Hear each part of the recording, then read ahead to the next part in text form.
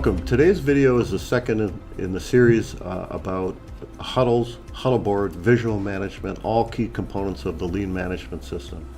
In today's sessions, we're going to be working together, sharing experiences about performance boards, how they've been built by some team members and how they're being built by other team members. We're going to review a little bit about Lean 101 to get it started, and we're going to talk about aspects of how we can improve as an organization by creating the connectedness of the huddle boards in all groups and all areas. I hope you enjoy the video, learn a lot from it, and look forward to seeing you in future videos in the future. All right, I think we're going to get started. But really today we're going to focus mostly on understanding the huddle boards and what's on them and what they're all about, how they fit into the overall lean system in the organization, how they're being utilized by other people, and how what your role is as it relates to help supporting and developing the huddle process and the huddle boards for other people. All right, so Sarah, kick us off, if you would. Let's start with. Okay. All right, so this is a quick lean overview to go maybe a little bit more in depth, knowing that a majority of you, it sounds like, haven't had a lot of lean exposure. But this slide kind of pulls all the main elements of lean together. So across the top, you have icons for there's different forms of waste. So lean focuses very much on identification of waste, and you do that through process mapping. For those of you in the room, you can see on the wall there's a process map that is similar to what you do with lean, and that is what helps make the problems visible. And so there's different categories of waste, and we'll go over those on the next slide, so I know it's hard to see on this slide. So you identify those different categories of waste, and they're categorized differently because there's different techniques and what we term as countermeasures or solutions to problems that you may apply to the different categories of waste. The reason that you want to identify the different wastes that are in your process is because ideally you want to establish a standard work and flow. So as you work through the day, you're eliminating the waste such as, for example, waiting. You want to eliminate things that keep work from flowing through the system, through the process. Another technique that we use in waste is visual management. And so that helps, again, make things visible. You can see where things are working and where things are not working. And it also increases collaboration amongst teams so that you aren't all just at your computer all the time, concerned with your own pieces of the process. Through visual management, you can see the entire process and you can collaborate and work with your team to help fix those problems that you may find. And then on the bottom right of the screen, you can see a very happy customer. And I want to spend a little bit of time talking about what is the customer. So when we say customer, we often think of an end user that is purchasing a product or a service from the organization. When we talk about customer in lean, customer can be anything from the next process that is an input to what you are producing. So it could be an internal customer, it could be a business partner, or it could be an external customer. So when we talk about customer, it isn't just going to be the external people that are benefiting from the product or service that you're producing. So on the previous slide at the top, I had 8 icons for the different wastes. So I'll go over these 8 wastes quickly. The first one is around inventory or tasks. Now, lean, as Chris said, started in more of a manufacturing environment. It's been used particularly heavily in the automotive industry. But over the last several decades, it's been applied to all kinds of different industries and kinds of processes. So in my work in lean, I've applied lean to administrative processes.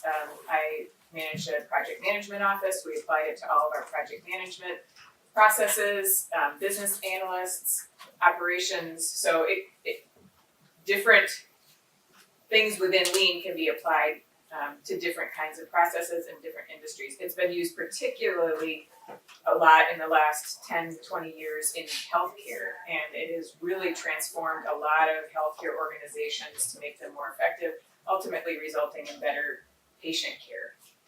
So when we talk about inventory and tasks, this may not be physical inventory, it can be electronic inventory, but it's the backlog of work that hasn't been started, that's waiting for someone to pay attention to it.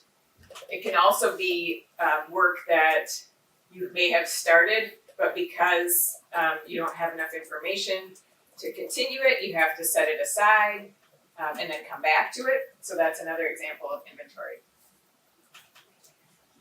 We have correction and rework. So these are the things that as they go through the process, they don't come through each step as expected. So another element of Lean, we talk about standard work. And the reason that we put standard work in place is so that we can see when work is being done not to standard, and we can start to identify trends and problems in, okay, well, this continues to happen, and so we want to understand what's going on here, and then we have another problem to solve. So by standardizing our work is another way for us to see problems. And I know I've said problems quite a few times. Problems are not bad things. Problems are good things because they're opportunities for the organization to get better. All right, so correction, rework, that's when you have defects going through the system. Overproduction is when one step in a process is producing at a higher rate than the next step can accommodate. So one example I use for anybody in technology, if you have a development team that is developing software and code faster than the test team can consume it, that is an example of overproduction. They are producing. In operations, you may have, you may be reviewing files, and you're so efficient, you're doing it at such a fast rate that the next step isn't, they have piles and piles of files because you're overproducing at more than they can accommodate. And then a lot of the wastes are linked. So you may be overproducing, then that results in inventory, it results in waiting. So overproduction actually is one of the primary causes of waste that then has a ripple effect into other forms of waste. Overprocessing is a term we also use for overprocessing is gold plating. So what overprocessing is you are putting more effort into what the next step or what the customer needs than is actually valuable to them. And the reason that that's something we see as a problem in Lean is because that time that you're spending putting more into the step than you need to is time that you could have been spending on something that's more valuable to the customer. So that's why we see that as waste. Waiting is another one. So waiting on approvals, waiting on someone else to respond, waiting for different information. Motion, that is physical motion. So if you have a job and for every file that you need to produce, you need to print off something, and you take time to get up and walk to the printer and then come back and put it in your file. That's an example of motion. And you can do it electronically too. If you are looking for information in different files, or if you have to open up different applications, all that motion and going back and forth is also wasteful. Transportation, that's moving stuff around unnecessarily. So motion is the motion of human beings in the process. Transportation is the moving and motion of physical things, like files, for example. In manufacturing, you may be moving parts around. Electronically, you may be moving code from one environment to the next. So it could be supplies, equipment. And then the last waste. Now, traditionally, there's been 7 wastes. So The eighth waste, which has just been added in the last few years, is around intellect or skills. So every organization has some level of waste where they don't have good visibility to not only the ideas that people have, and lean is very much predicated on the people that do the work are the experts. So this turns things on its head a little bit, whereas in conventional process engineering, you have some kind of expert or analyst come in and analyze the process and say, oh, this is actually how you should be doing your work. But with lean, that's not the approach. With lean, we come in and we work with the people that are doing work because nobody else knows how to do it better than the people that actually are doing the work.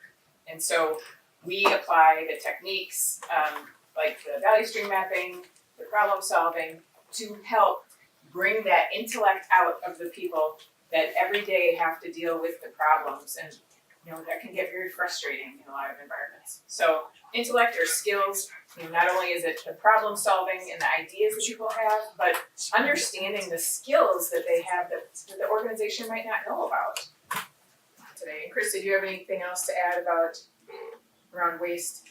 Well, the only thing I would say is that if you go into a process and you want to make it more efficient, the old-fashioned way, the way I was trained for years, was to just say we have to cut X% of time or something out of the process. And when we slice with a sword like that, sometimes we reduce value and waste together. So from a lean perspective, we want to protect value and we want to take waste out only. And that way the process is more efficient and we have respect for the value that's being produced in the process. So if your process is to go to a fax machine and put a piece of paper in, I think I heard about this, and you have to get this sent over somewhere and your steps are get the piece of paper, bring it to the machine, send it through the machine, make sure that it was received on the other end. But it also includes reconfiguring the machine, finding the machine, and when we look at that, we say the value-added step, the only value-added step in that whole process is when it goes in the machine and it gets transmitted to the person that needs it. Everything else is waste. Now, what can we remove out of that to make it as efficient as possible? That's why we want to separate waste from value, know what the value of each process step is and what the wastes are, and then we want to remove the waste. Why do we care about 8 different types of waste? Anybody? Anybody that's heard my speech before? Why does it matter that we know what the different types are? So you can tailor your fixes against the right type of waste. Exactly. There's different tools and countermeasures for each waste. We don't have time to go into that today, but that's part of your education. As you learn more about lean, you'll learn more about when applying the right tool to the right time. What we also find in methodologies is often a lot of times people get a hammer and they're running around looking for a nail. Yeah, you've heard that before probably, right? What we don't want to do is we want to identify why we want to put a nail in something and then decide what the best way to drive it is. And if that's a hammer, great. If it's something else, great. But we want to start with the problem. And for us, waste is the problem. Let's figure it out what it is, what type it is, and then let's work to solve it. Make sense? Yeah. There's 3 things that are very important to be able to sustain lean and to kind of grow it in the organization. Yeah. Part of it is, this is what you're going to be helping coach, is that we need routine, we need what's called the lean management system. The lean management system connects the behaviors, the tools, the visual management, the identification of waste, the exposure of problems, kind of all of those things together. And the 3 legs of that stool are here. One is the leader routine. So how routinely do people get together and in what way in order to collaborate around improving the process and monitoring how the process is working? So what are the routines? What is the visual management that we utilize in the workspace to let everyone know what's working, what's not working? And how do we meet with each other to talk about everything from goals and all the way down to the continuous improvement routines and improve that over time. And that is leader routines, visual process performance, and performance boards. In our environment, in our office work, we a lot of our visual performance is measured on the performance boards. So it's important for us to focus a lot on the performance boards, which is what we're going to do, and what you are doing, what you have chosen to do as an organization. Maybe even not you personally, but I can tell you, I sat in here with a meeting yesterday with the senior executive team, all the way up to Ted, and Ted has a performance board, as well as the rest of his executive leaders have them. So they're building them themselves, and they're building, the full management team is building performance boards. So it's been taken on as a very serious activity within the organization. So your role as a coach is really important for the organization to be able to have the support to continue to be able to invest in doing this and building it and getting it right. Don't worry. Don't get nervous. You have time to learn while the organization is learning as well. Anahita, you have a question? Like performance board, we are talking about Huddle Boards? Yes. I'm sorry, yes, Huddle Boards. So we use performance boards, Huddle Boards. There's several names that they use, and I'm sorry, they're interchangeable in my head, but that's what I mean. The Huddle Boards. So the Huddle Boards and the Huddle process is often in the routines, and the visual performance is sometimes signals that we have in the workspace to say that things are going well or not going well. We're going to focus on the Huddle Boards here today, or performance boards. So these performance boards, or Huddle Boards, are connected to each other. And this is one of the challenges that you're going through at iPro, is to how do we build boards at different levels. So I'm going to walk towards the front here. If you see the corporate roll-up, that is more of Ted's board. Well, we got an example of that yesterday. He's drafting his outline of that. Your senior leadership team has boards. This is a generic slide. It's not an iPro slide. The senior leadership has these, what might be the divisional roll-ups. They have their boards, which are more like departments that everything rolls up from underneath. Below that are maybe team member or project boards of some kind, maybe department boards. Maybe you have these, maybe you don't. And here, there is where the work is being done on the front line, and we have some examples of those boards actually in this room. And that's actually what we're going to work on a little bit today, practice our own skills at, is those frontline boards that we're utilizing to either manage either a process, a project within the organization that we perform every day or every week, whatever it is, the routine as it relates to that. And these boards, the information on these boards will roll up to a certain extent. So if we know what the corporate goals are, and they can be broken down and parsed out into the divisional or the senior boards in some way, and down to eventually the other boards, we have connectivity. We should have connectivity between the work that's being done every day and how you're advancing the goals of the organization. This is very easy for me to say here in this meeting. It is very hard to do in actuality. Today, everyone is doing a very good job in the organization, doing what they need to do with not necessarily all that connectivity because they know the right things to do. What we're talking about here is strengthening your system in the organization such that there is good discussion between should we be doing this or not? Does it roll up to the corporate goal at the top or not? Is that important or not?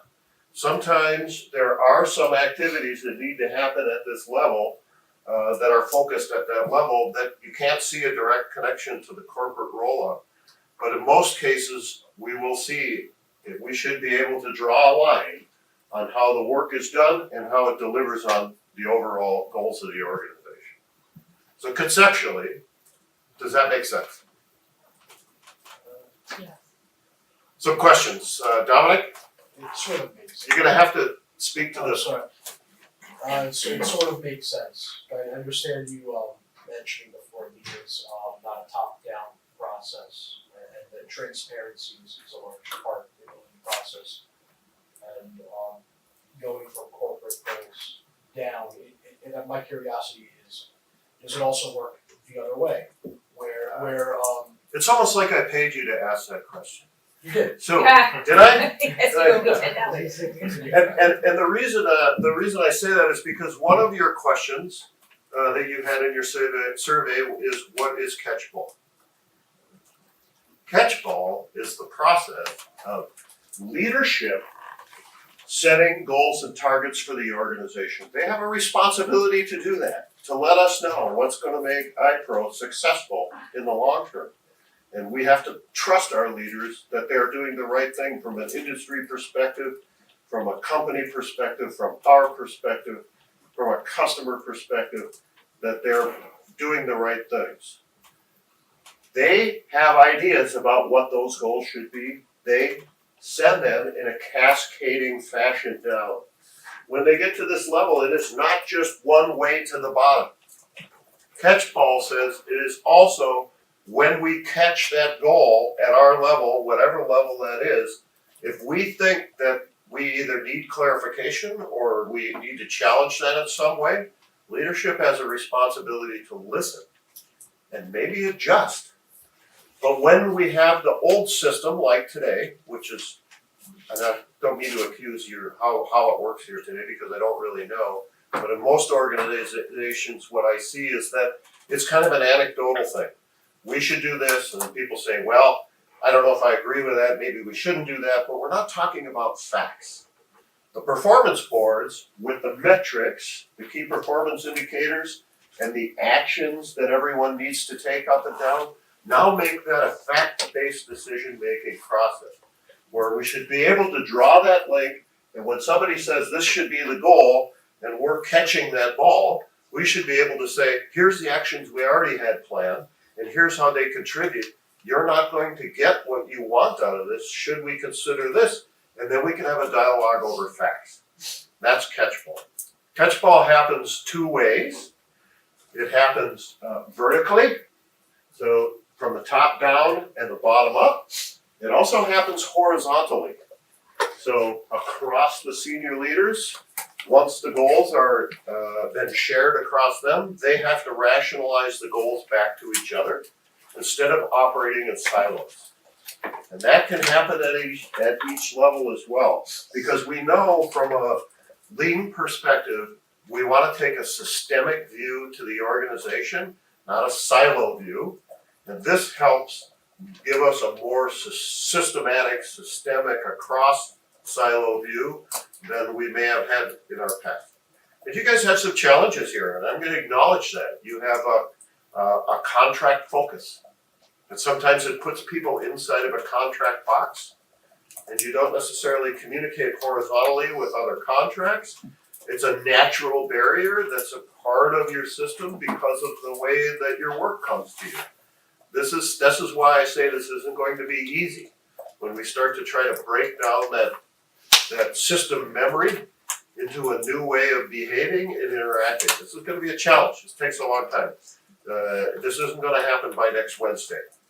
This is going to happen over a long period of time while we have nice steady effort, like a tourniquet, to keep things improving and moving forward. The good news is that everyone on the phone and in this room is a catalyst to make that change happen.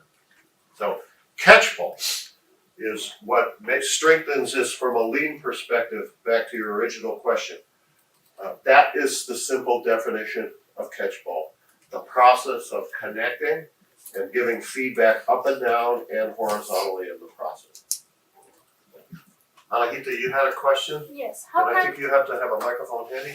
how can we get informed about divisional and corporate roll-ups? Patty, do you want to field that one? Yes, you can speak to the leadership in your department to understand how huddles will be organized from the department level, from the task level, and the project level. Okay, so it's very specific to the department. So there will be departmental boards, as I understand it, over time. The boards have been ordered that your leaders will be posting visually out in different areas, if I understand the initiative correctly. Are we able to see everyone's boards? Will we be able to see everyone's board?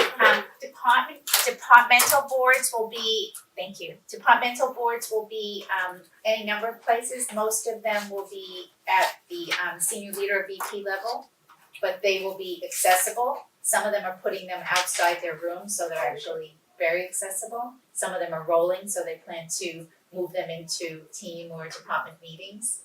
And others have a variety of, ways that they're planning on it, but I would suggest everyone needs to speak with the leadership in your group to get an understanding of how they expect to both communicate and make their boards accessible. Okay? We've spoken to them quite a bit about that as a process and next steps.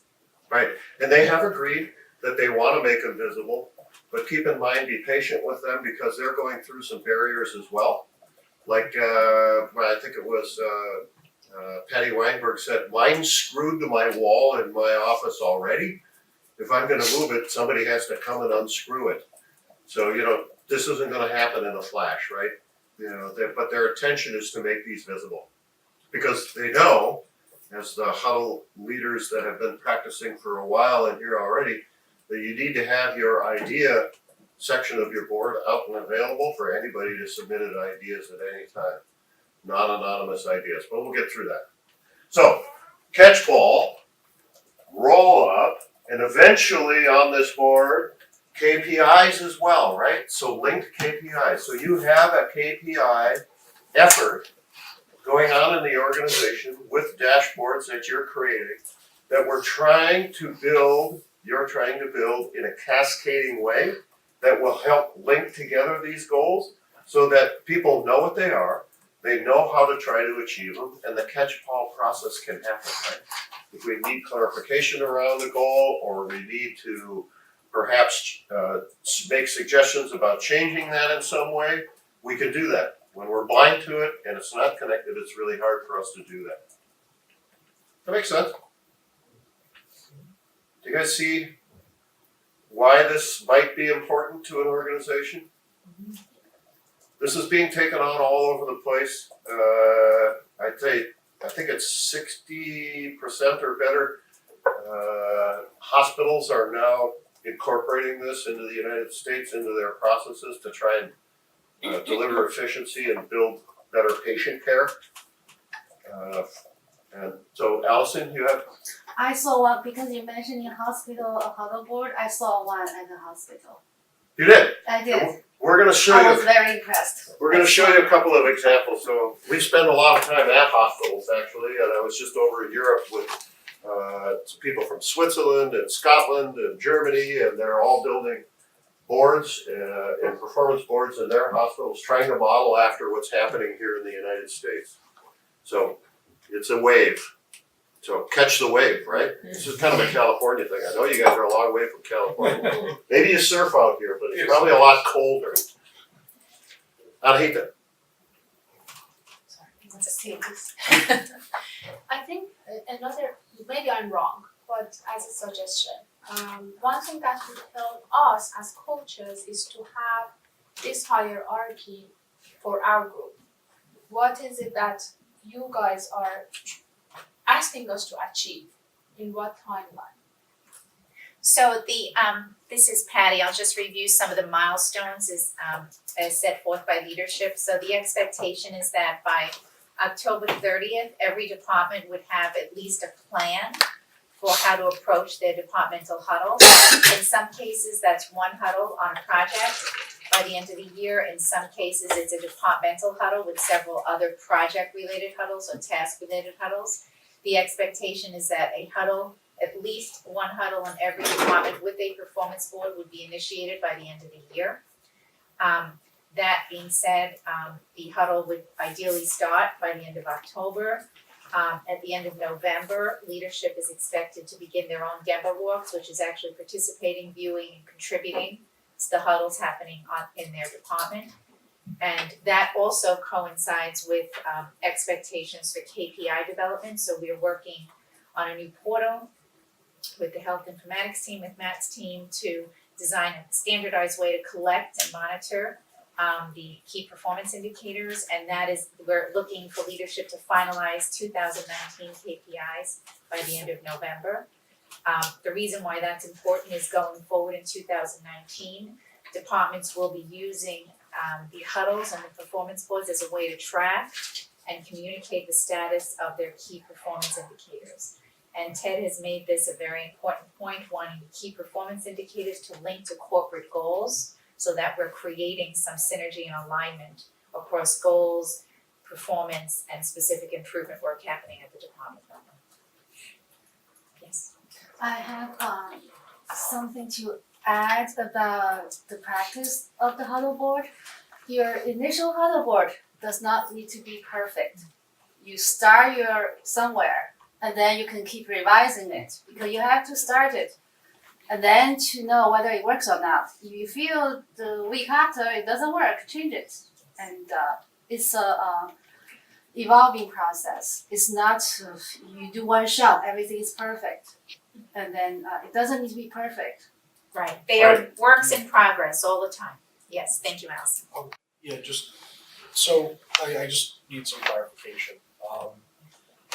If the end of November is when we're finalizing the key performance indicators, Yes. and the huddles are based around those, but we have, Huddles going forward in January will be Okay. based on KPIs. The current huddles are based on department goals for initiating huddles in your particular program. Okay.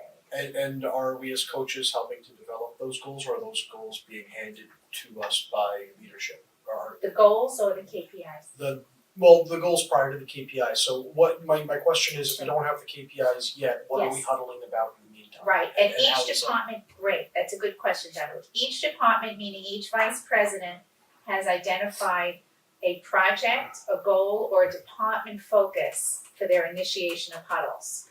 In some cases, it's a multiple of the above. So in some cases, there's a departmental huddle that's been launched, in addition to a few additional projects that are also being launched. In other cases, the department has already had a model cell launched. They're expanding that and replicating that in some variety for another particular focus area. So it's really department specific, and it can be multiples, one, or a fraction of a particular Yeah. focus area. Just to add to that, the KPIs don't have to be done in order to do this. Okay?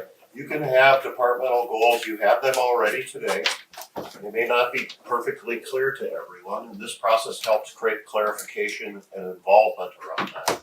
Or you may have, to Patty's point, just projects that are a focus in your area that you could start building boards around. The KPIs are gonna be folded in as that's being developed, and then at the point where they start to get folded in, then it will create more conversation about linking the departmental goals that you might already have to the KPIs that are being folded in.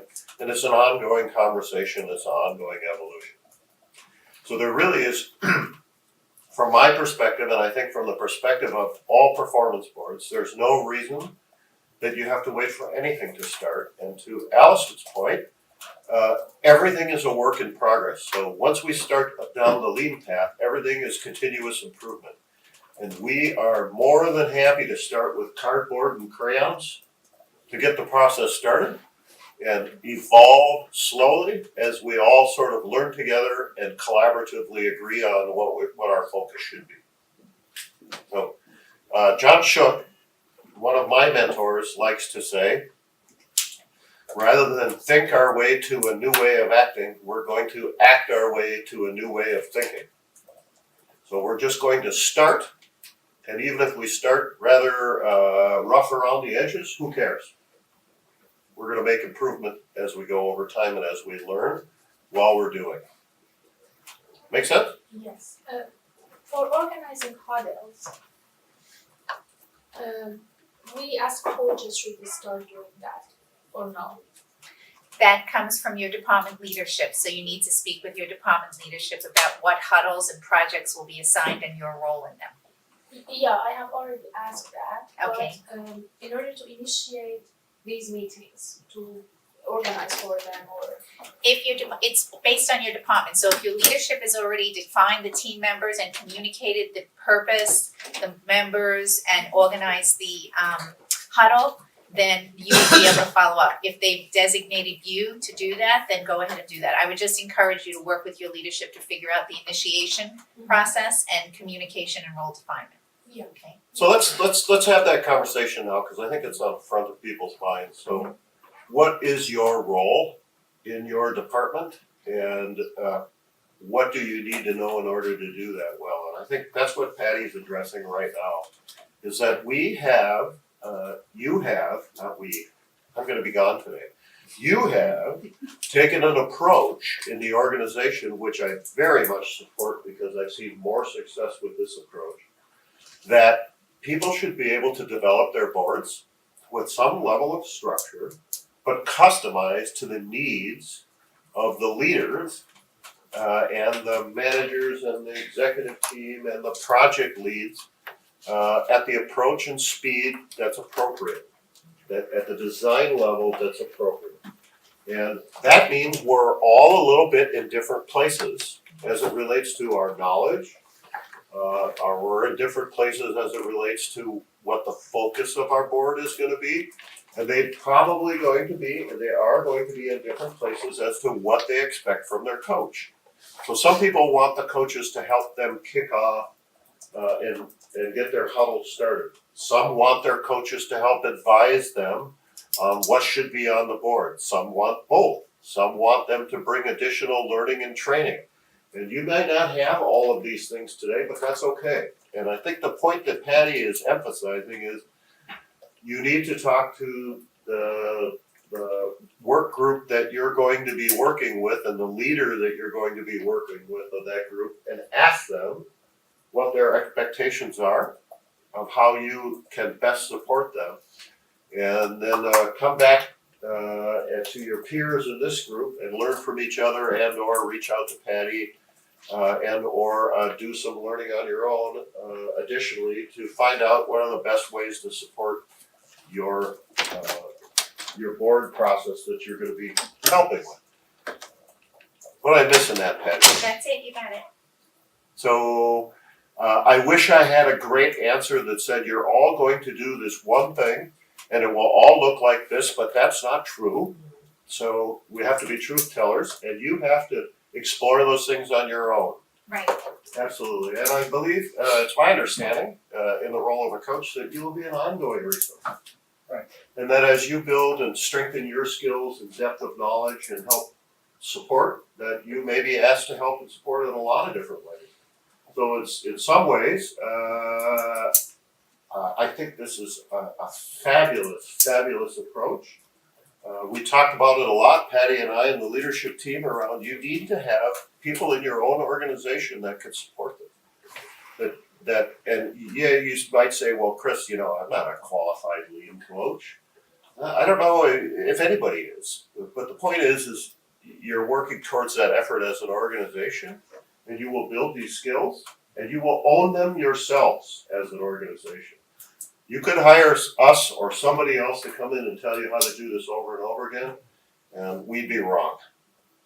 You will know what works for you as you develop it. We're here just also to coach, to give you skills over time so that you can support inside of your own organization how you want to take this. Okay, so we're gonna jump forward a little bit and then we'll get questions along the way. But I want to show you some examples of what we're talking about. So performance boards are a visual management tool. Radiates objectives, goals, targets, current state of the organization. So we'll talk about these. Huddles are the reoccurring meetings, and as the model cell team members in here know, it should happen at the same time every week or the same time every day, and it should be 10 to 15 minutes long, and that's it. It is a checkpoint on how we were doing related to the performance of the processes today. The goals that we have, are they clear and are they fully understood? What are we doing to improve that? Okay, what are we doing to improve the system? And any other people related items, but we'll get into that. So what is the information on the Huddle board telling us? Are we making progress against our goals? These are questions you should be asking. Are we really realizing the outcomes that we expect? Do we get a different outcome? Should we be checking and adjusting? Is there different data we should be including or not? Think about this when we're thinking about these boards. These are typical things we see on the board section. And I noticed that in your organization, you've chosen, rather than having left to right column, behind me, you've made 4 squares out of it. It doesn't matter what the board looks like. One of the questions that we often get is, should all the boards look the same? My response to that is, heavens no. Because if they all look the same, they're not customized to meet the needs of the area. They need to have some basic components, and that's what we're here to talk about, but the board should be utilized, and if you look at the boards that we have in the room, and I know you can't see this on the camera, none of the ones that you have already look the same, and my response to that from an outside coach that's been at this for too many years now maybe is, that's perfect. If they all look the same, I would be very nervous. When I go to an organization and I see that they all look the same, I know that nobody's using them. That's a sign to me that things aren't going to work. What I see here is a sign that things are going to work. But, purpose. There should be some targets and goals in one section. We call that purpose because we're exposing the purpose of what we're trying to do, either through the project or through the department. And whether that's these 8 threes that we talked about a little bit before, or message or KPIs, they come through in that goals and targets area so that people have a clear. If they're not KPIs, they could just be departmental goals, as you brought up, Dominic. You already have some goals today. People are doing things that they know should be good. There must be something there today that we can assemble into the goals section. If it's a project, it should be an outcome that we expect. Also should be measurable. Should be, we are X%, we need to achieve 68% compliance by July. What are the goals that you set? What are the objectives? The next one talks about leading indicators. This is, how are we doing against the goals? So the left box is goals. The box next to it is, how are we performing? We often say how much tasks are built up. We can see how much work is out there. Maybe we can have how are we doing against our goals related to cost, quality, delivery, employee engagement, customer experience. And sometimes we take Pareto charts and we show our trending around how we're performing or what the problems are that we're experiencing that keep us from performing. These can be in visual management, red, green, yellow. Yesterday, Allison, we're talking about smiley faces. You could see very quickly if it's a frowny face or a happy face, whether or not you're on track to achieve your goal.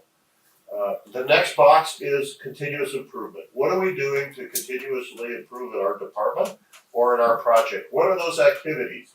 Could be an action plan here. There could be a future state value stream map. This is where you put your ideas section. What are the new ideas that we have about improving things? Or you can, and also, how are you tracking the improvement over time? Or how are you tracking the improvement ideas over time? The last section is really about people. Skills matrix, training, things that need to be done, scheduling, announcements, and a kudos section that people brought up yesterday. Oh, we need to recognize when people do things well. That's part of your huddle process. So it's a way to bring people together in a 10 to 15 minute forum. A lot of organizations do it every day. Your organization has been practicing once a week, some I think twice a week, some of the models now.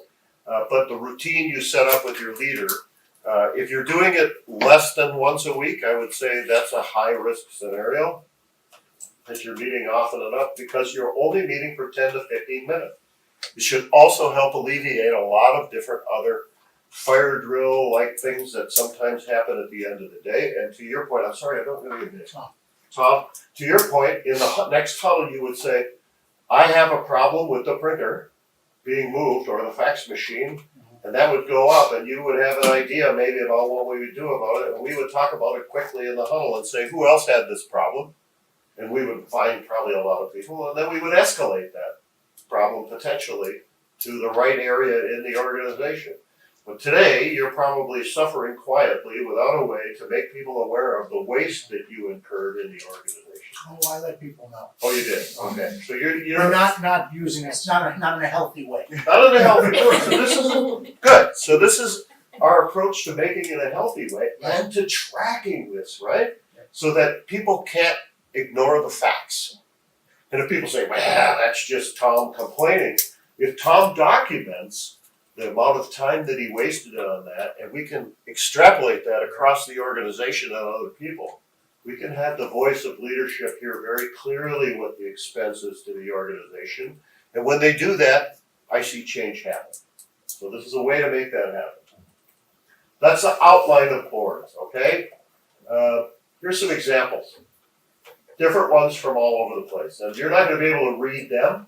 That's not important. As you can see, here's one in manufacturing, people, performance, how are we doing, and our goals. Lots of charts and visuals. The more visual you can make it, the easier it is for people to grasp it quickly. The better your 10 to 15 minute huddle meeting is going to happen. The best huddle boards almost have no words, and they're all visuals in some way. Here's one, and I like this meter, how we doing, spotlights, the different process parts, how we're doing, expected, forecasted, actual. You can see a project board for a product lifecycle in IT, how we're doing, what the goals are, how we're achieving them in the delivery process, what the activities are, issues and snags we ran into, dependencies to other areas that we need to be aware of. Here's another one, patient experience. You start to look at how we're tracking towards this. There's some guidelines that you have. They should be in a visible spot. They should be clear links to the strategy. Perfect is the enemy of good or better. Don't wait for perfect. Put things up there. Yesterday,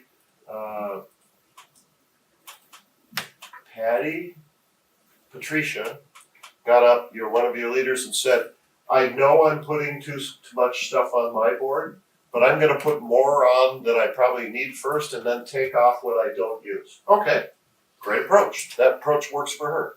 Doesn't have to be everybody's approach, but again, don't let perfect be the enemy of starting or better. Start quick and crude, stay on top of updates, stale board becomes invisible quickly. Everybody can ignore it quickly.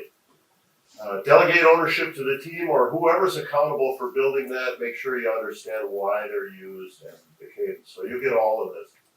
The huddles themselves look like this. They're quick, they're stood up, they're fast. If they're electronic, usually we take a snapshot picture with a phone or an iPad of the board itself, email it out to the team members and hold the huddle either via WebEx or just on the telephone. And we still have the same routine that we hold in 10 to 15 minutes. We also believe strongly that there should be a physical board somewhere. Somebody should be managing a visual board. Once it's all electronic, it becomes invisible in a lot of instances. It's a risk. I've seen people manage through that, but I've also seen people turn their boards invisible and say, it's gonna be easier if it's all electronic, and then it's gone, and nobody uses it. So consider that risk. Examples, people meeting. This is a video, but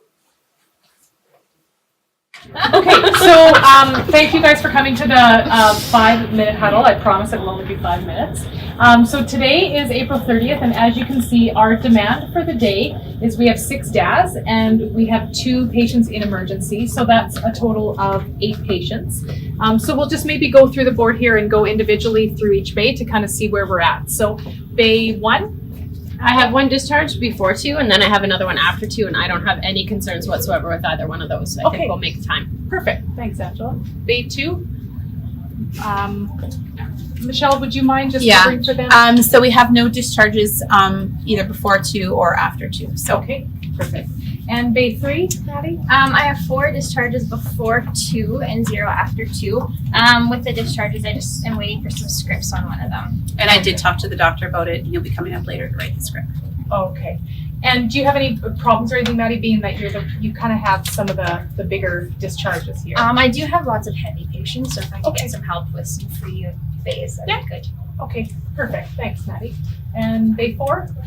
Okay, so 1 discharge before 2 p.m. and then 1 after 2 p.m. Okay, And everything seems to be good. great. And bay Let me say something here. So, in this huddle so far, either the department lead or the huddle lead, sometimes you may play this role, is doing what? What is this person doing right now? I know it's a little hard to hear. Any guesses? Just guiding through the board. Go through the board, Yeah. checking performance, but getting the Feedback.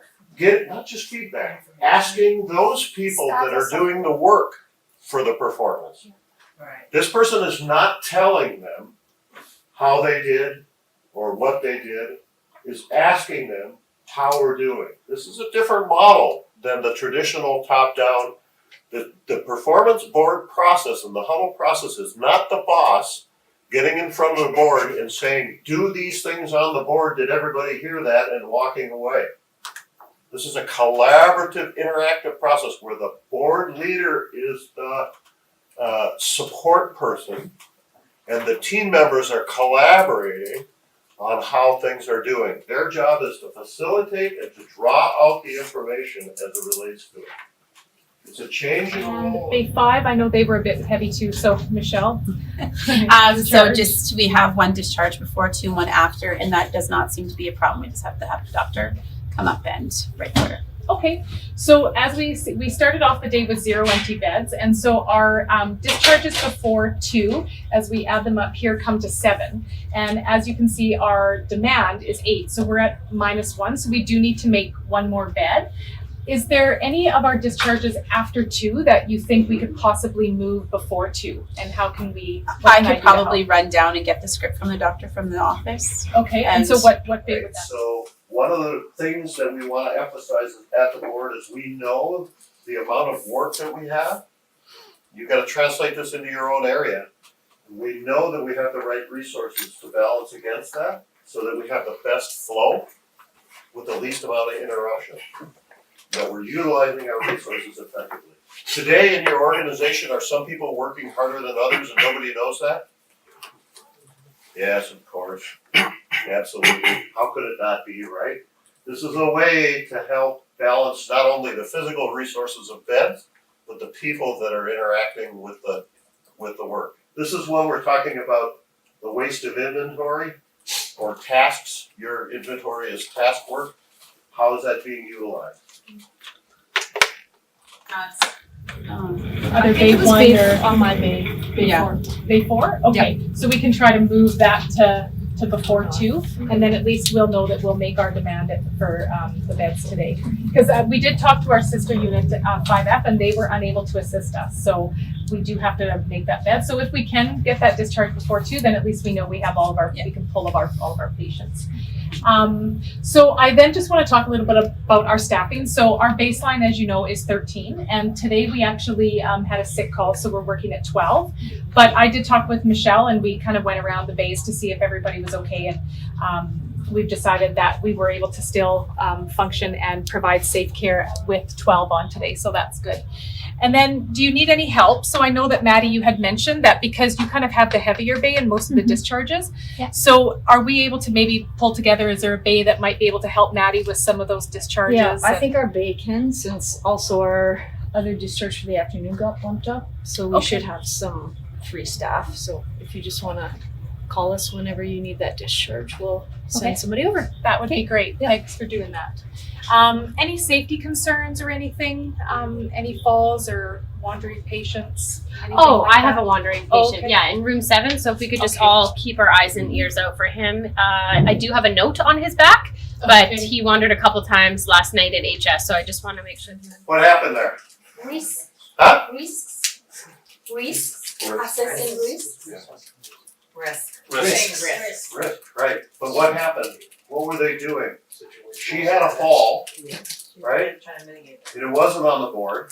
It was likely that they should have been on the board, but that's not a problem. Now we just learned about something that would have probably went under the carpet, we wouldn't have heard about, but you can see now it's going to go up on the board, and it's gonna be recorded. So, Tom, your defect of the thing could go unknown, and now we're gonna make I it just visible. want to make sure that we're all looking for him. Okay, perfect. Thanks, Angela. And then just issues related to any equipment or supplies or anything. I actually noticed down on bay 2, one of the pot lights is flickering. So I did contact electrical today, and they're aware, and they will come and switch that out for us.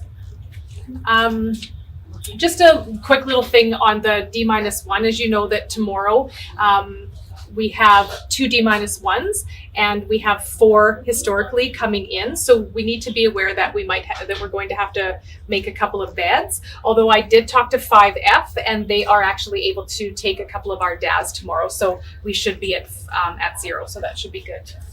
And then again, just with some hand hygiene, you guys are doing really great with that, and we're continuing to monitor that because we want 100% compliance. And again, it's just to make sure that we don't have any jewelry, any jeweled. What's this person doing now? Guidelines? Checking standard work. Is standard work being followed? Are we following the process?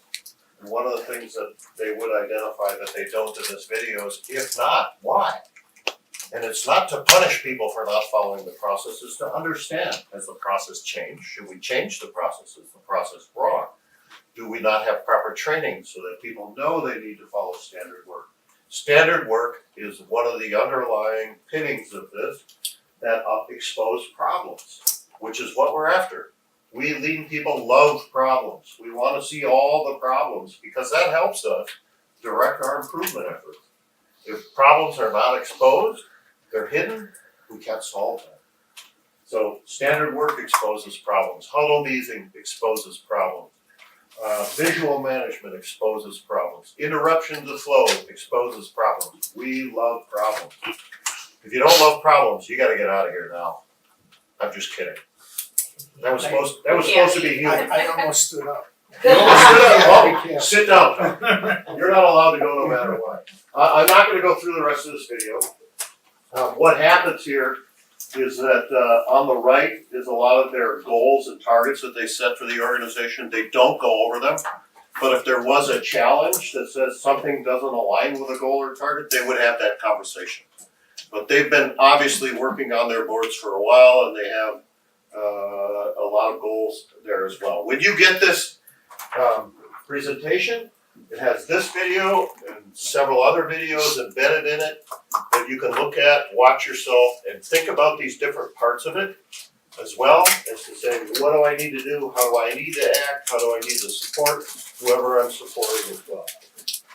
I need to escape out of here back to the presentation. Some guidelines, different ones, they vary depending on the audience, they're most frequent, there's some additional guidelines at the end of this. Here, this talks a little bit about what you need to get out of your huddle process. You can learn this, but here's a couple of cheat sheets for you. I'm gonna start right there. The huddle lead role. Who is going to be the huddle lead? Some days this may be you. Some days this may be the person you're supporting. Some days this might be the departmental manager or a designated participant in the huddle team. That you have to figure out. So Allison's nodding her head, Dom's nodding their head. That probably has changed several times, maybe even in yours, but One facilitator the entire time. yeah. Oh, you've been the facilitator, okay. So they've had consistency. Then we'll see. So they facilitate the huddle, they check attendance, we wanna know who's there, and again, if somebody's not there, you have the huddle. It doesn't have to have 100% attendance, it's a way for people to get together and meet on an ongoing, reoccurring, established, structured basis. It doesn't have to have full participation. If someone's not there every time, we have to ask ourselves, should that person be there or not, or do we have something else to talk about? Start on time, finish on time, set your time and stick to it. Complete all the content, and the content is part of what we showed earlier. Show respect by asking questions, record action. The staff role. So the people that are participating contribute the status, contribute the information, contribute the issues, create the actions, set agreements on what to do for the day or for that time frame. It's mostly about the participants, right? The facilitated role has to lead that. If somebody at a leadership level shows up that is not necessarily part of the huddle but wants to learn, like if Ted shows up at your huddle, his job is to show respect, listen, not tell, after the meeting, talk about any roadblocks that the team might be experiencing if they want help to remove them. This is a servant leadership model. Leadership is there to support the team, not to tell them what to do, but to support them in a good way, right, while we're all learning, to give them the resources, and I think that's you. Huddle structure. You got a huddle lead and you got staff. You may have a leadership person that shows up that's not necessarily part of it. 10 to 15 minutes. You got an attendance sheet. Huddle lead facilitates the meeting content. You review the performance. Remember when we were just watching the video? How are we doing? Are we ahead or behind? I asked this question endlessly about huddle boards. If I can't see if we're ahead or behind, it's a problem. You need to be asking, are we ahead or behind? And the things that we're either on time or ahead of, I'm not worried about. But the things that we're behind on the problems, who loves problems? Raise your hand. What? Tom, come on. Come on. I really love problems. See, Tom gets it. He loves them. So, as a lover of problems, we're trying to expose them so we can solve for them. Reviewing the performance, reviewing the workload level. We just saw that a minute ago in the video. Reviewing the issues. Somebody fell. Talk about continuous improvement activity. What's next for us to do? What's on the idea cards that we need to resolve? What are the new and private ideas that are more strategic that we need to resolve for? If there's any action items for us to assign, let's do that. Let's check and adjust on short cycles as often as possible. Key performance indicators we talked about, they're the connection between the work that we do every day and the strategic outcomes. As I already covered this, I said they're connected across the boards and that's coming. Here's something I want you to think about. The purpose section are the goals and targets and KPIs, but they're also the departmental goals that you have today. The process section is how are we tracking towards them. So in the same vein, the goals are what do we want to achieve, and that's exposed to everyone so we can do catch ball. And the section next to it is are we ahead or behind? The section next to that PDCA is what are we doing to improve? The section next to that is people. How are we engaging people? What are the important things that we need to communicate as it relates to the process, the team, the huddle itself? You got it? Your expert coaches? Yes? These are the other videos you can watch later that show some of the different ones and how people talk about them. Okay? We already talked about this, and we're going to do that later. What you're going to do is the examples that we have of boards today, you're going to take about 5 minutes for the people that have them, and you're going to walk through them. You're going to see them. And you're going to have an interactive dialogue that says, as a good coach, you're going to ask good questions. You're going to give a little bit of feedback.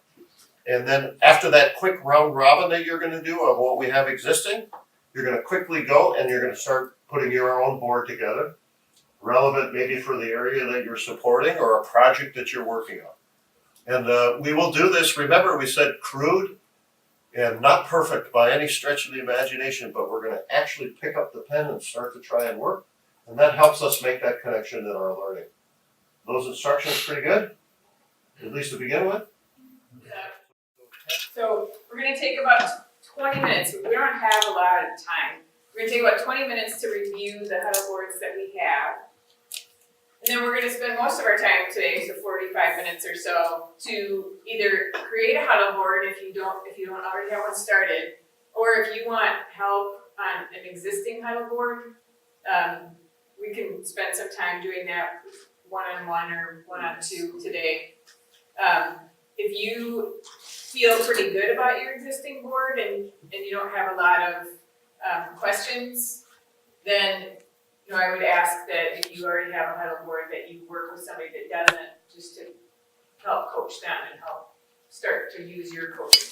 So I wasn't actually part of the model until I joined a little bit after once the model was created and all. So as you see, you asked the question, should it be around the project or those other things department. So we based around a project. A lot of what MCB does is performance validation of performance improvement projects. So this is our Huddle Board on pitch, and we've broken down into continuous quality improvement, performance process monitoring, adoption, internal, external, and people and resources. So this is our value screen map for the pitch project. We just keep it up here because once it was sort of developed, it sort of fell off the charts, and we had a meeting with Chris, and we went over it again. So we just thought it's nice to have it up there, review it every once in a while, and see if some things need to come off, go on it as the process is going on. This is our ideas chart. People take this slip, put their ideas in, and we sort of track all the ideas that have come in, and also how we have tackled those ideas. So if you see something in green, that means it is well underway and sort of resolved. And yellow is something that is in progress, an idea that is in progress. Moving on to the second box, performance and process monitoring. We needed a way to sort of track our value stream map, just time that each step take, which is measured by work instructions. And that's still sort of in process. So as you see, we have different contracts with different states. As you see, Pennsylvania, one department within Pennsylvania has completed those work instructions, and we have sort of measured it in these graphs here. And another department within Pennsylvania is in progress right now. He's developed a survey for our collaborators and clients, and also an internal survey. So we sent out these surveys just to get a point of view of what, like if they like the new process or not. We had a 40% response rate for the clients and collaborators, and within our staff, we've gotten 7 out of 21 surveys so far. And this is a Gantt chart of the pitch cycle across all the contracts that we have. And it's sort of just like we were talking about in the other room, the work balance that's spread across all the staff. So you can see going to, let's say, 2018, Q4 going to November, and see what is due for that month, basically across all of the contracts. Just see, because we know, let's say for example, who works in Kentucky, who works on Louisiana contracts, so maybe it may be wise not to bother them in November because they have a lot of work going on, a lot of reports to check, and there's like a little legend as to what everything on this chart is. So let's say if senior leadership is walking across this board and the legend is on there, they may not understand what the red or the gray and the letters inside it mean. Adoption, again, we had like different tools developed for our performance improvement project validation. We had reporting template, PIP checklist, and PIP tracker, and other different tools. And we we're sort of tracking the adoption rate within each state of each tool. So green would mean that that it's fully adopted. That specific tool, for example, let's say a reporting template is fully adopted in Kentucky because it's green and the date when it was adopted. Yellow is something that's in progress, and red means that that tool isn't being implemented in that state as of yet. So I guess some sort of talks going on with the contract lead and what have you. People and resources. So we wanna sort of keep track of obviously the resources that we have in our department, and people are our biggest resources. Sometimes we have compliance and audit trip where people go out to different contracts, maybe I guess Kentucky or Louisiana. So they go on these trips and they may be a day, 2 day to a week long trips. And for that amount of time, people are out of the office, so we want to keep track of different audits that are going on. So I think there was Kentucky going on last week. There is something going on in North Carolina this week, and there may be New Jersey in the upcoming week. So we just want to sort of keep track of that. And just to share your experience a little bit with some of these other folks, from the time that you started to where you are now, what are some of the things that your team had to work through as you were adjusting to this new process? And also, when did you guys start and how you into it? Yeah, that's good. So I started like mid last year, but the model cell was created like last year, like January, So February. it's been about Yeah. 9 months or so. Yeah. Well, last year. Last year. Yeah. Like over a year. Yeah. Last 2 years. Yeah. Good, okay. And what was your question again? Just some of the adjustments that your team had to Right. make along the way, just as you started to learn a new process. Chris has emphasized you're learning, you just start. And Right. what are some of the things that your team went through as you were getting better at this, Right. that were good learnings? Right. So the biggest challenge for us was how do we measure if this new value stream map is working? So these reports come in either be like a proposal report, interim or final, but we sort of didn't have a way about, okay, how long is a dual taking to finish this one report as a primary reviewer and then sending it off to the secondary reviewer, and how long is it taking for them? We went around a bunch of ideas looking at timesheets as to how many hours people are putting on a specific for a specific project, but that wasn't working out properly. So we took our value stream map and assigned times. There was already assigned times to value stream map, and gave it out to the new employees that were coming in and have them track how long did it take in each step of the PIC review. And we're still sort of gathering data on that, but I think that's how we're going about into measuring if it's working for us or not. And also simultaneously getting responses from our clients and collaborators who have already adopted these new tools.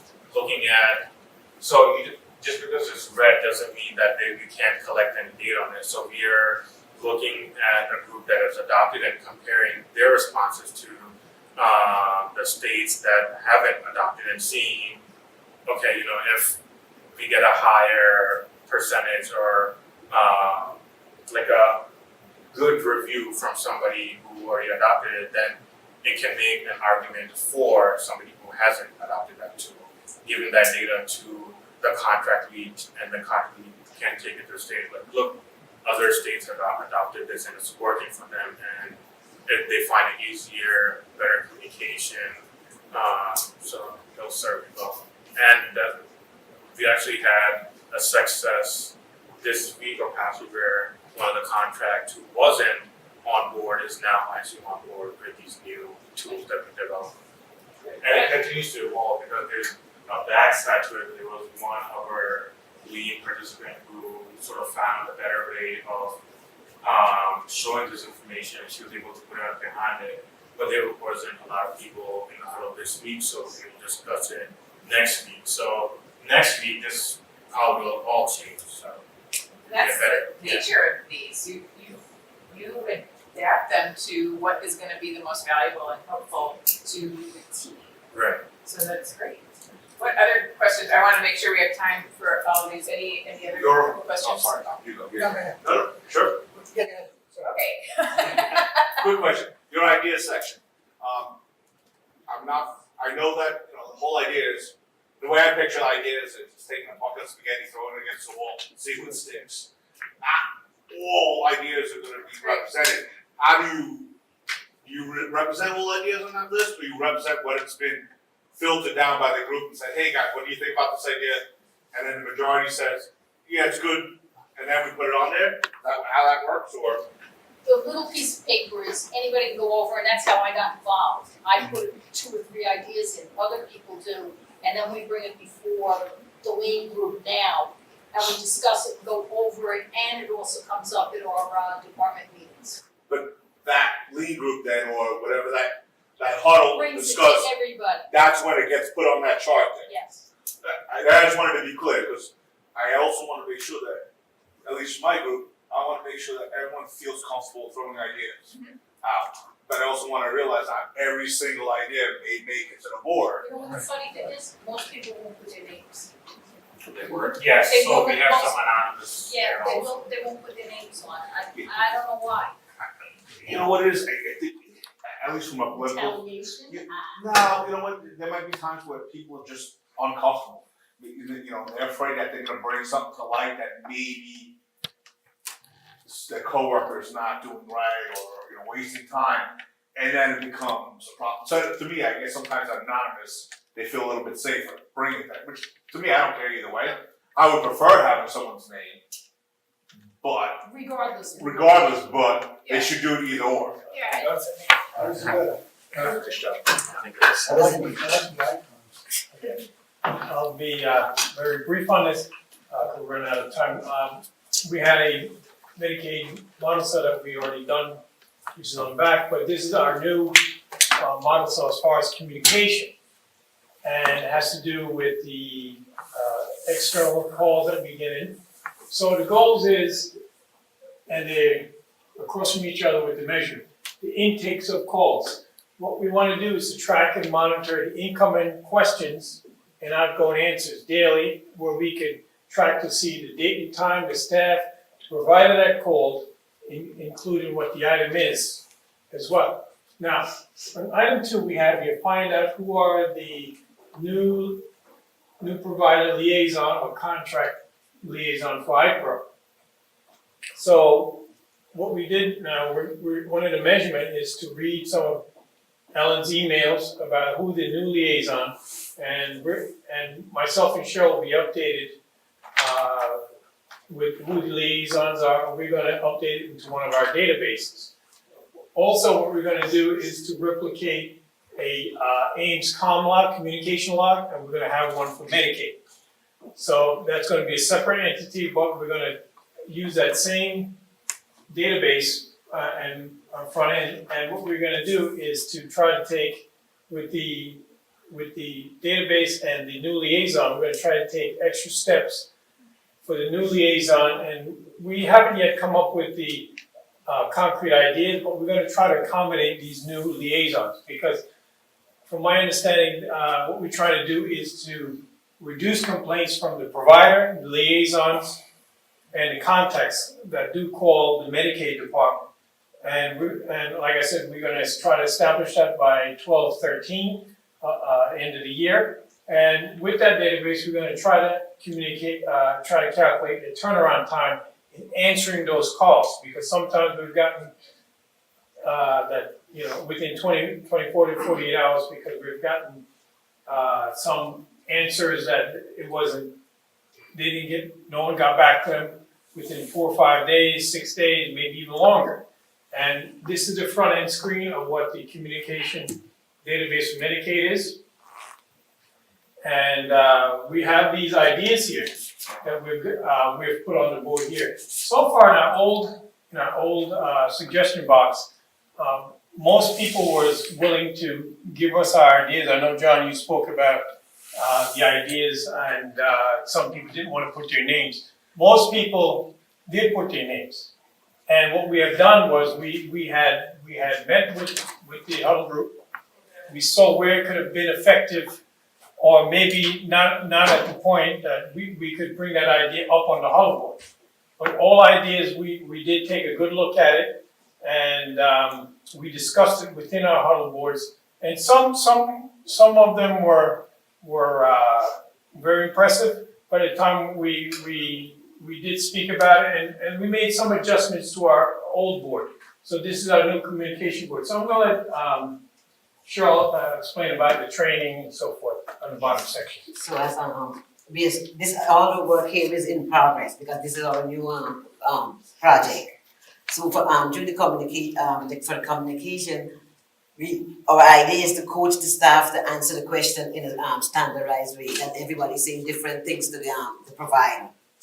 And we have a printout, out here. Yes, a draft of it.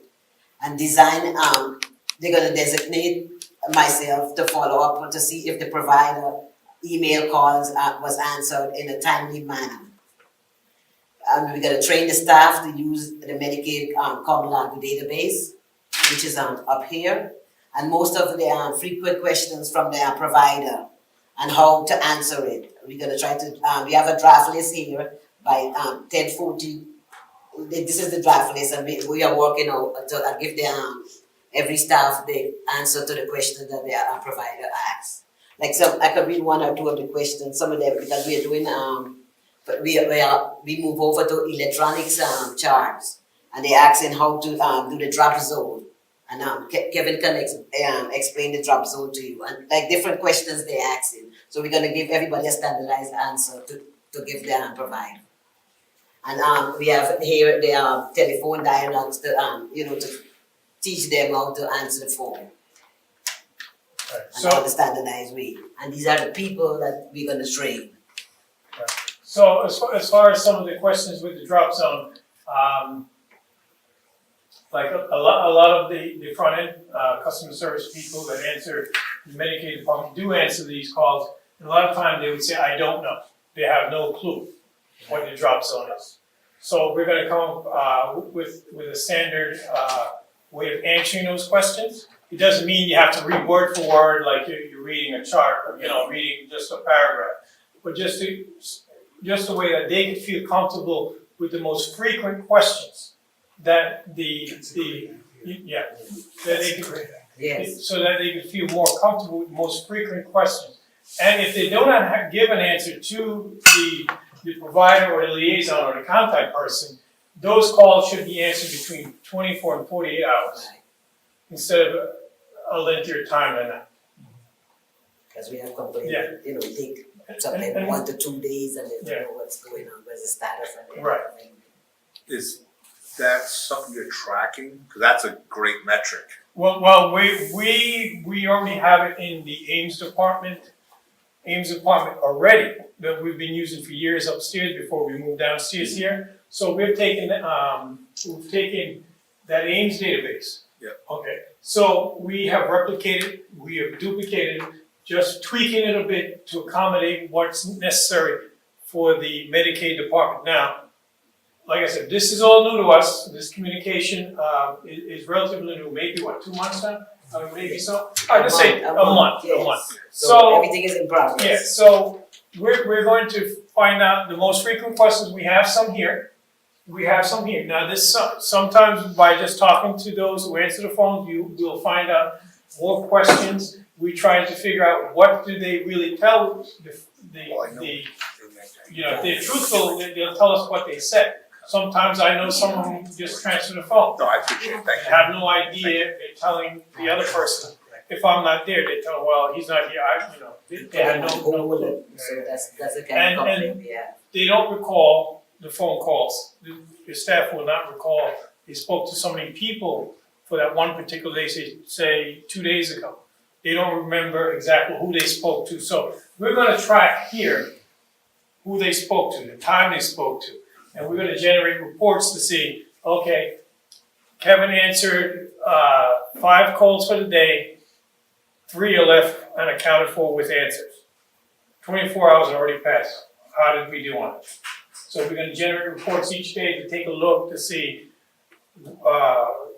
which ones are not answered. Are we gonna drop the ball on this one? We're trying to prevent all of that. No, that seems to be great. I mean, you got a lot of good metrics that you could actually utilize on that. So this, like I said, this is more of a draft right here. So we try to have the goals and the measurement in place running across from each other. And some we see question marks that we haven't concrete yet with the answers yet. How are we gonna do it?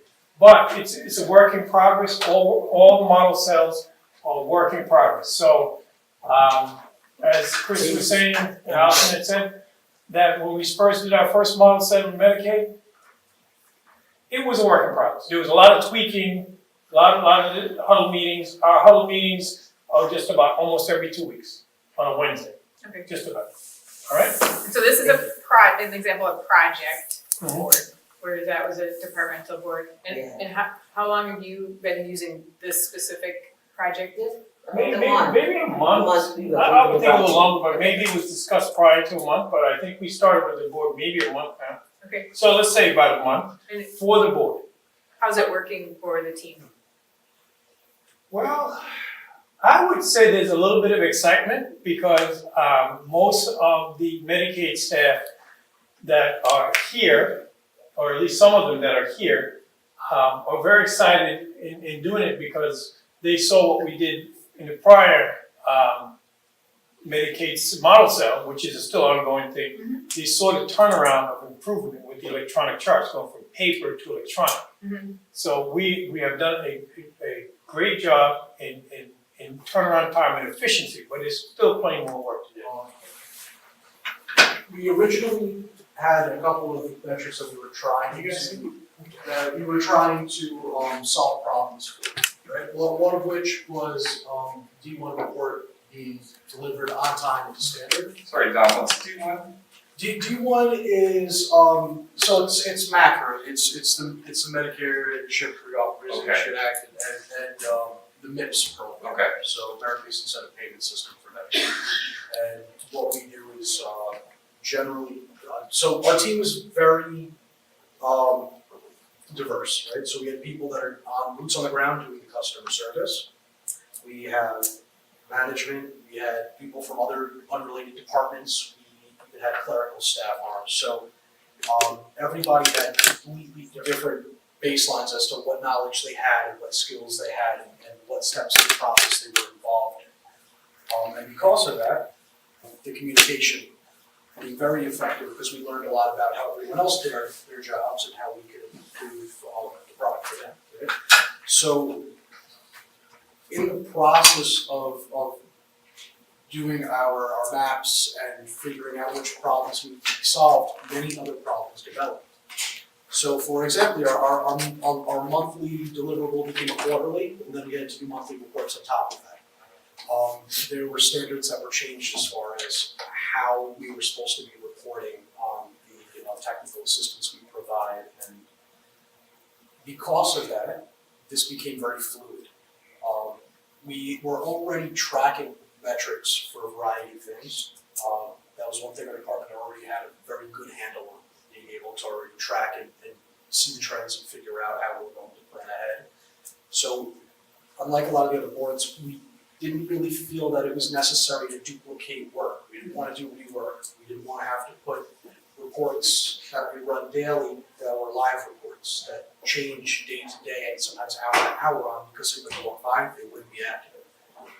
So instead we worked on dreaming big and creating a brand new database and way to keep track and monitor the technical assistance we were providing. We cross-trained so people were able to do the demo deliverable work. So we had one person originally, now we have 3 people that are capable of doing the job. We created standardized work instructions. So the way our Huddle board works is now we're sort of in maintenance mode. We've accomplished huge things, very big undertakings for the department that have made it that we were able to hit goals that we wouldn't be able to hit otherwise. So the way our huddles go now is, and I will point out, I was not the facilitator, the coach through this. I was a member of the team. Lynn Wilson was, she did a great job. So what it was very live. Is everything on time and to standard?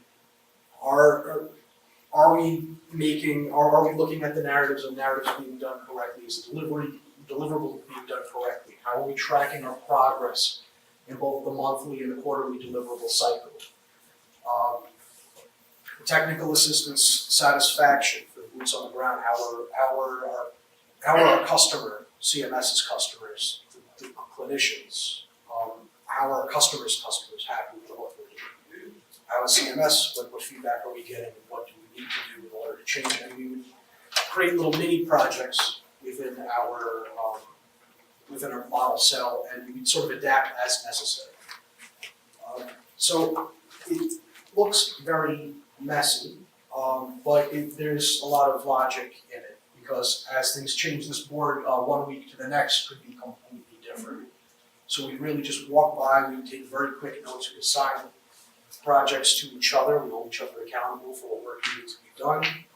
We have a way to put ideas in. We also have the skills matrix that allows us to see who is capable of what actions throughout the process. We have a calendar that we show who is out and who's able to do for redundancy in order to get the work done. And then on top of that, we also have our model cell. So for all of our huddles, we kept notes for every single huddle, all changes that were being made as are being made, so we can track it down to who was supposed to do this 4 months ago, who dropped the ball here, or who can pick up the slack here, or so that's basics of it. And how long have you been doing this? This one was about a year, so it really is a big one. We accomplished every single thing we set out to do. Some of them were we use a brand new CRM that we use for tracking technical assistance. We've even gone beyond the original scope of this, and we tried to, from the beginning, look forward to what the next scope of work and what other projects we could apply this to. So we've already started also using the database that we created for D1 to also work on our service project. So now we're using a completely different we're tracking the technical assistance for a related but different project with this new database. So is this a department board or a project board? It's a board. It's a board. As problems occur, our team works pretty well together. We didn't want to put a bunch of goals up that were normal requirements of our positions. That's what we could get for it. We tried to do it well. So we only really wanted to focus on things where we were providing either customer service above and beyond what was originally part of our position, or we wanted to go completely outside the box and figure out new ways of doing our job. So instead of, we started out doing Excel spreadsheets that were full of errors, multiple ways of transcribing technical assistance before it got to the point where we were delivering it.